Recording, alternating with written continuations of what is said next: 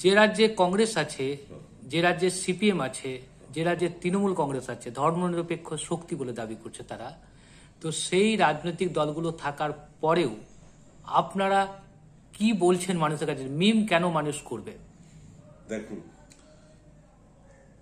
ধর্মনিরপেক্ষ দল এটা নিজেকে বলে, কিন্তু প্র্যাকটিক্যালি এরা ধর্মনিরপেক্ষ না। আপনি কংগ্রেসকে দেখুন, একটাই উদাহরণ দিচ্ছি, এটা বাবরি মসজিদ প্রবলেম পুরো কংগ্রেসের গঠন করা আছে, জওয়াহরলাল নেহরু থেকে রাও পর্যন্ত সব এক এক স্টেপ আপনি দেখুন। ওরা কি করে ধর্মনিরপেক্ষ আপনি বলবেন ওদেরকে? বিজেপি তো ওপেন বলছে, বিজেপি তো খোলা। আমার যদি খোলা দুশ্মন আমার বাড়ি বাইরে থাকে, তো আমার বাড়িতে যত আছে আমি এত বাড়িতে বেরোবো না, ইয়া বেরোলে আমি প্রিপেয়ার্ড হয়ে বেরোবো। কিন্তু এরা হচ্ছে একটা এরকম বন্ধু কি ডাকছে বাইরে, ওর পিছের দিকে ছুরি মেরে দিচ্ছে। এরা নিজেকে এরা ভুল বুঝাচ্ছে। অ্যাকচুয়ালি এরা সব হচ্ছে RSS গ্রুপ, বুঝেছেন? আপনাকে একটা এক্সাম্পল দিচ্ছি, প্র্যাকটিক্যাল কথা বলছি। আমরা যে বিজনেস করি, আমার একটা দল পার্টি হচ্ছে ইউকেতে ব্রিটিশ শু কর্পোরেশন। লন্ডনে আপনি যে সুপার মার্কেটে যাবেন, যে বড় বড় মলে যাবেন, দেখবেন 10টা ওখানে দোকান আছে, জুতো দোকান, 10টা দোকান, জুতো দোকান, অনেক ডিফারেন্ট ডিফারেন্ট নাম করে। কিন্তু পিছে আমরা জানি কি মালিক একটাই, ব্রিটিশ শু কর্পোরেশন। মানুষকে যদি জুতো কিনতে হয়, বলে চলো অমুক মলে চলো, ওখানে 10টা দোকান আছে, ওইখানে গিয়ে আপনি জুতো কিনবো। কিন্তু পিছে আপনি কিনছেন একই পার্টি থেকে, সে ব্রিটিশ শু কর্পোরেশন। এখানেও RSS হচ্ছে main, Congress, BJP, Trinamool, NCP, এগুলো অনেক দল দেখবেন, সব মুখার্জি ব্যানার্জি বাবুরা ওখানে সব জায়গায় উপস্থিত আছে। এদের থেকে আপনার যদি কোনো হোপ আছে, সে আপনারা ভুলে যান, কিছু পাবেন না।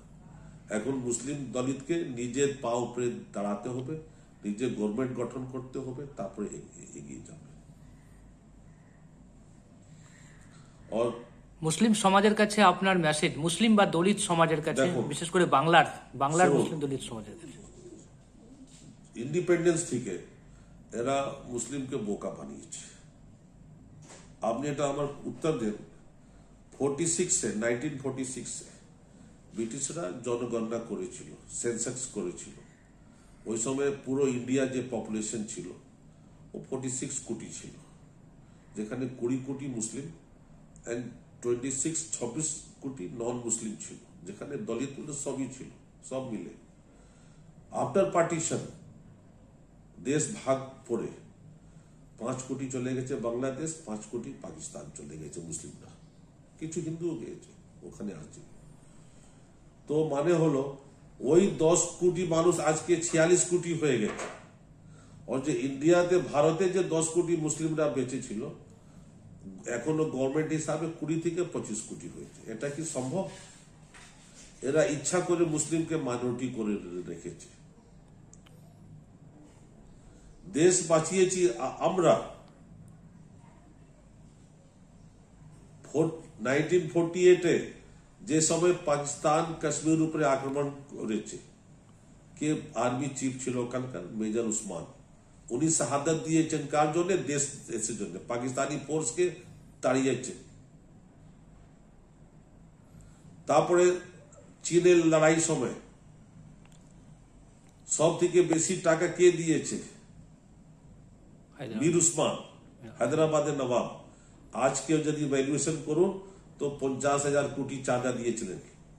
না হলে চাইনা দেশের উপরে ক্যাপচার করে নিত। 15 থেকে 20 দিন জন্য শুধু আর্মস ইয়ে সব ছিল। ওই যদি টাকা না আসতো তো আজকে চাইনা দিল্লিতে বসে থাকতো।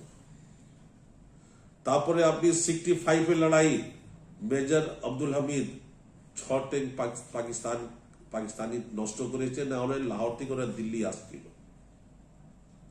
তারপরে আবুল কালাম, আমাদের যে প্রাক্তন প্রেসিডেন্ট দেশে, উনি যে মিসাইল তৈরি করেছে।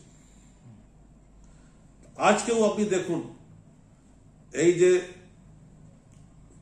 করোনা মহামারী চলেছে, এর জন্য পিএম ফান্ডে সব থেকে বেশি টাকা কে দিয়েছে? একটা মুসলিম দিয়েছে। কে সে? এই বিপ্রো মালিক প্রেমজি, হাসান প্রেমজি দিয়েছে। তো এ দেশ তো আমার দেশকে তো খারাপ সময় মুসলিমরাই সঙ্গে দিয়েছে। আবার মাঝখানে ওর একটা যে ওই যে কাশ্মীরে লড়াই হয়েছিল বিজেপি আমলে, যে পাকিস্তানি ফোর্স উপর ছিল, দিল্লি একটা कर्नल মুসলিম ফোর্স, कर्नल ইউসুফ, ও নিয়ে গিয়েছে, ওরা নারে তাকবীর আল্লাহু আকবার বলেছে, পাকিস্তানি ফোর্স ভেবেছে এরাও পাকিস্তানি, কিন্তু এরা গিয়ে ওদেরকে মেরে ওই উঁচুতে যে বসেছিল, যে ডেলি 900 ইন্ডিয়ান ফোর্সকে মারতো, 900 প্যাকেট जातो ডেড বডি, 900 এরা লুকিয়েছিল, 900 ফৌজি মারা যেত।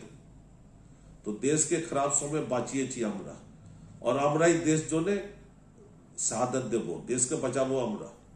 আমার যে মুসলিম কম, বিশেষ করে বাংলা মানুষ আছে, ভয় করতে কিছু না, শিক্ষার দিকে যেতে হবে আর হিম্মত থেকে কাজ নিতে হবে। দেশ আমাদের দেশ, আমরা কোনো বাইরে থেকে আসেনি, আর দেশে বেশি রাইট আমাদের আছে, কোনো আমরা খারাপ সময় আমাদের লোক দেশকে বাঁচিয়ে রেখেছে।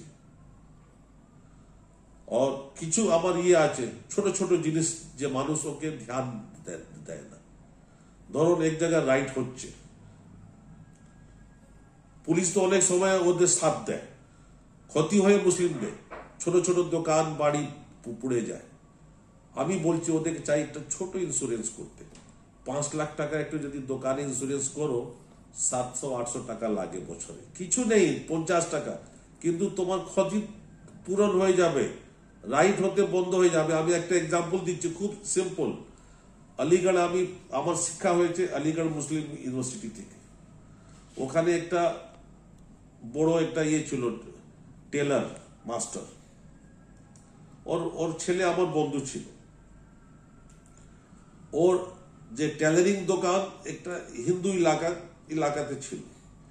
1972-তে একটা রাইট হয়েছে, হিন্দু ভাইরা ওকে পুড়িয়ে দিয়েছে, কেউ পুড়িয়ে দিয়েছে ওকে।